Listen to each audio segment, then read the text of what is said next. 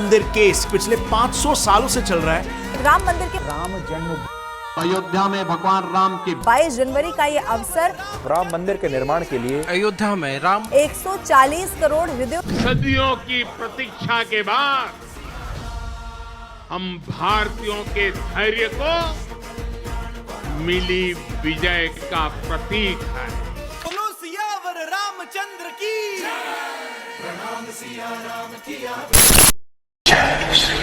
2019 में supreme court के फैसले के बाद राम मंदिर बनकर तैयार है और राम मंदिर की प्राण प्रतिष्ठा होने जा रही है।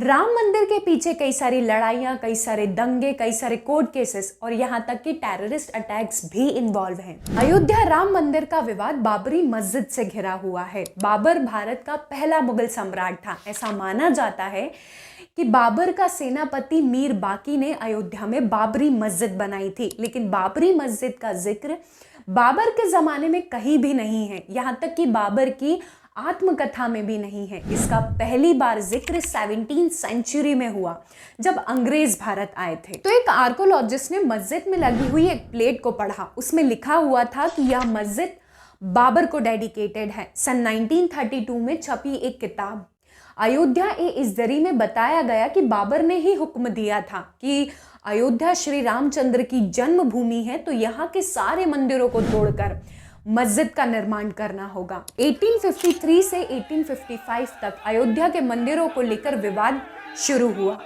इंडियन हिस्ट्री कलेक्टिव की एक रिपोर्ट ने बताया कि सुन्नी मुसलमानों के एक समूह ने हनुमानगढ़ी के एक मंदिर पर हमला कर दिया था। उनका कहना था कि यह मंदिर एक मस्जिद को तोड़कर बनाया गया है, लेकिन ये सिर्फ उनका कहना ही था। इसका कोई भी सबूत प्राप्त नहीं हुआ।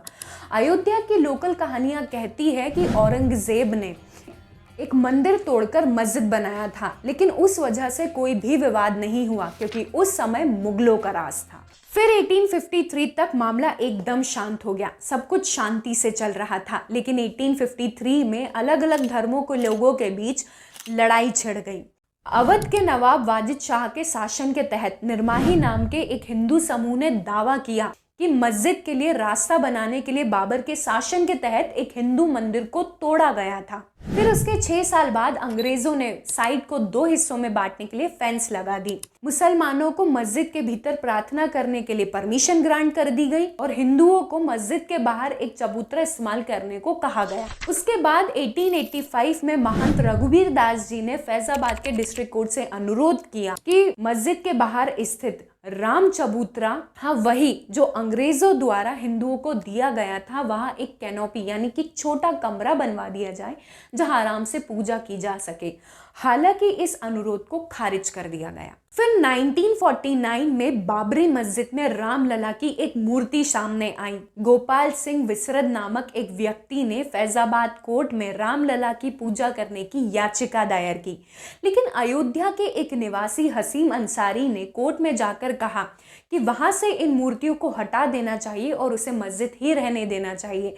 विवाद बढ़ने के कारण सरकार ने उस जगह पर ताला लगा दिया और वहां पर किसी को भी जाने की अनुमति नहीं थी। सिर्फ पुजारी को ही दैनिक पूजा करने की अनुमति थी। फिर 1961 में मुसलमानों ने कहा कि यह हमारी संपत्ति है, हमें वापस दी जाए। सुन्नी मुसलमानों में वो अपनी प्रॉपर्टी घोषित करते हुए मुकदमा दायर किया। फिर मुकदमा चलता गया और 1980 में राम मंदिर के निर्माण करने के लिए एक अभियान चलाया गया। विश्व हिंदू परिषद समिति की स्थापना श्री राम जन्मभूमि को मुख्य करने के लिए बनाया गया। फिर 1986 में अयोध्या कोर्ट ने मस्जिद में हिंदुओं को पूजा करने के लिए मस्जिद को खोलने का ऑर्डर दिया। श्री हरिशंकर दुबे की याचिका पर जो अयोध्या के न्यायाधीश थे, उन्होंने मस्जिद के दरवाजे खोलने का ऑर्डर दिया ताकि वहां जाकर हिंदू पूजा कर सके, लेकिन इसके विरोध में मुसलमानों ने बाबरी मस्जिद एक्शन कमेटी बनाई। लेकिन कोर्ट के ऑर्डर पर राजीव गांधी सरकार ने भी मस्जिद को खोलने का ऑर्डर दिया। अदालत के इस फैसले के पहले मस्जिद में केवल एक हिंदू पुजारी को ही मस्जिद में पूजा करने की अनुमति थी, लेकिन फैसले के बाद सभी हिंदुओं को साइट पर जाने की अनुमति दे दी गई, जिस वजह से बाबरी मस्जिद 2 रूप में हो गई, मंदिर भी और मस्जिद भी। फिर 1989 में विश्व हिंदू परिषद ने मस्जिद से सटी जमीन पर राम मंदिर की नींव रख दी और निर्माण शुरू कर दिया गया। और साथ ही साथ विश्व हिंदू परिषद के फॉर्मर वाइस प्रेसिडेंट देवकी नंदन अग्रवाल ने मस्जिद को कहीं और बनाने के अनुरोध में मुकदमा दायर कर दिया गया। ऐसे ही 4 और मुकदमे 8 हाईकोर्ट स्पेशल बेंच को ट्रांसफर कर दिए गए। फिर 1990 में प्रेसिडेंट LK अडवाणी की लीडरशिप में बीजेपी ने सोमनाथ से, जो कि गुजरात में है, वहां से अयोध्या रथ यात्रा निकाली गई, जो कि अयोध्या राम मंदिर के समर्थन में थी। इसमें कई सारे परिवार, कई सारे कार सेवक और कई सारे स्वयं सेवक भी शामिल थे। इस यात्रा की वजह से कई अलग अलग धर्मों के लोग ट्रिगर हो उठे और इस वजह से दंगे के साथ साथ धार्मिक हिंसा भी भड़क उठी।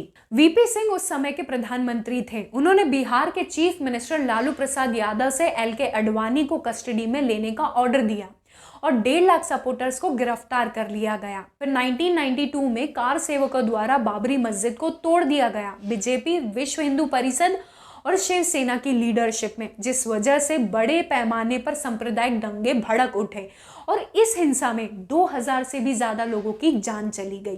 फिर 2002 में गोधरा ट्रेन फायर हुआ, Sabarmati express coach number S6, जिसमें कार सेवक अयोध्या से गुजरात जा रहे थे। उसमें गोधरा स्टेशन के करीब उन्हें जला दिया गया और इस ट्रेजेडी में 50 से भी ज्यादा लोगों को जिंदा जला दिया गया।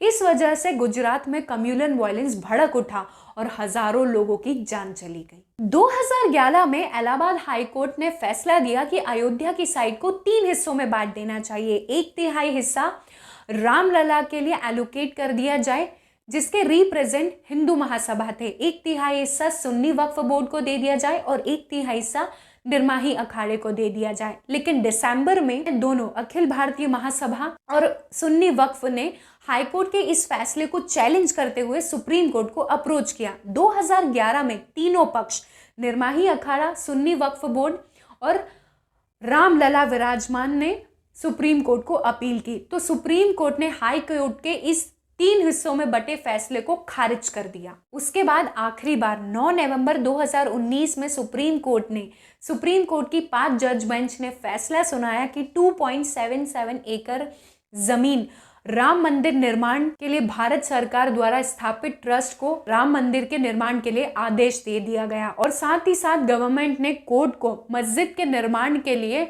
सुन्नी वक्फ बोर्ड को 5 एकड़ जमीन दूसरी जगह पर दे दी गई। और हमारे राम मंदिर बनने में राम आचार्य जी और कोठारी ब्रदर्स का बहुत बड़ा योगदान है। जगत गुरु राम आचार्य जी ने हमारे ग्रंथों का उल्लेख करते हुए कहा कि श्री वाल्मीकि रामायण के बाल कांड के 8वें श्लोक से श्री राम जन्म की जानकारी शुरू होती है और यह सटीक प्रमाण है।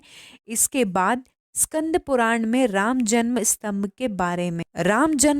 पुराण के बारे में बताया गया है। इसके मुताबिक राम जन्म स्तंभ से 300 धनुष की दूरी पर सरयू माता बह रही है। एक धनुष 4 हाथ का होता है और आज भी आप नापे तो राम जन्मभूमि से सरयू माता की दूरी एग्जैक्ट इतनी ही है। और भी कहीं हमारे ग्रंथों में राम जन्मभूमि के प्रूफ भी हैं। और ऐसे ही कोठारी ब्रदर्स राम और शरद कोठारी, बद्रीदास जी ग्रैंडसन ऑफ बद्रीदास जी कोठारी और हीरालाल जी के बेटे थे। दोनों बहादुर कोठारी भाई कार सेवक थे। विटनेस के अकॉर्डिंग उन्होंने बाबरी मस्जिद पर भगवा ध्वज फहराया था। अक्टूबर 30, 1990 में 50,000 कार सेवक के साथ, जिस वजह से पुलिस कंट्रोल के लिए ओपन फायरिंग कर दी गई थी और कोठारी ब्रदर्स शहीद हो गए थे। साथ ही साथ और भी सपोर्टर्स शहीद हो गए थे। और ऐसे ही आज हमारा राम मंदिर बनकर तैयार है। यानी कि आज राम मंदिर का इनॉग्रेशन है और प्राण प्रतिष्ठा है। आज हमारे रामलला फिर से अयोध्या पधार रहे हैं। आज मेरे लिए, आप सभी के लिए, हम सभी के लिए बहुत बड़ा और बहुत ही खुशी का दिन है। आप सभी को दिवाली की बहुत सारी शुभकामनाएं। और सच ही है, राम आएंगे तो सांसें थम जाएंगी, ये आंखें अश्कों से भर आएंगी। तो गाइस, आज के लिए बस इतना ही। मिलते हैं नेक्स्ट वीडियो में। अगर वीडियो अच्छा लगा हो तो please like share and subscribe my channel. Next video किस टॉपिक पे चाहिए कमेंट सेक्शन में जरूर से कमेंट करके बताइएगा। तब तक के लिए जय श्री राम।